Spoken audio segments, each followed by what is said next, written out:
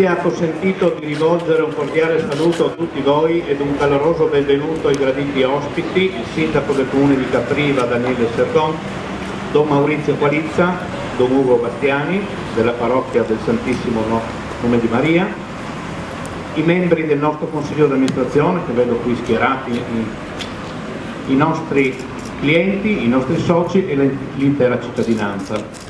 Sono orgoglioso di poter affermare che negli ultimi anni la Cassa Rurale del Friuli Venezia Giulia ha attuato una forte attività di consolidamento del proprio ruolo di interlocutore di riferimento per i servizi bancari ed assicurativi nella provincia di Gorizia. Quelli che siamo oggi ad inaugurare, infatti, sono i nuovi locali della nostra filiale di Capriva del Friuli, la quale nelle ultime settimane è stata interessata da diversi lavori di ristrutturazione che l'hanno resa completamente rinnovata negli spazi, negli arredi e nelle tecnologie. Prima di proseguire con i doverosi ringraziamenti, vorrei soffermarmi brevemente a qualche cenno di storia di questo importante sportello.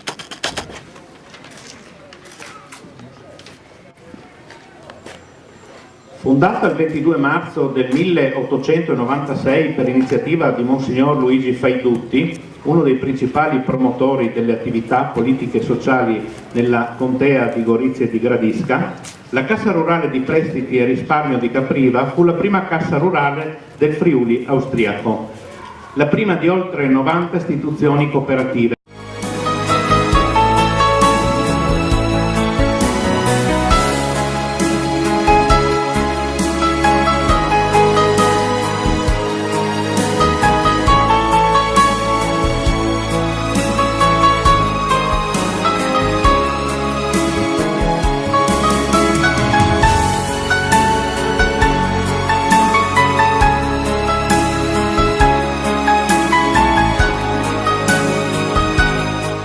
Inaugurazione per questa comunità importante.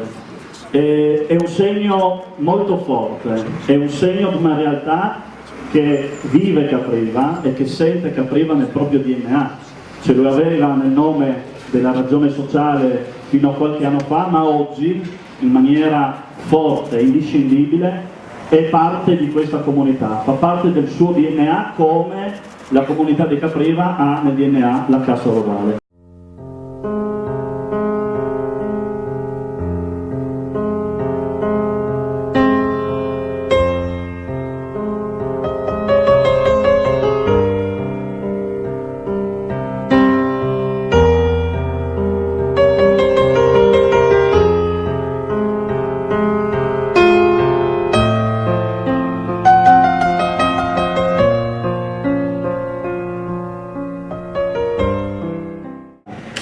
Ma carità, e anche da quello che ha detto il sindaco, sta bene, ma lo traduciamo in umanità. Ecco, oggi che l'umanità sta andando a farsi friggere, no? Questa attenzione all'uomo, alla persona, alla sua vita e ai suoi problemi, ecco, è una vocazione fondante, no? Originale, ecco, della Cassa Rurale.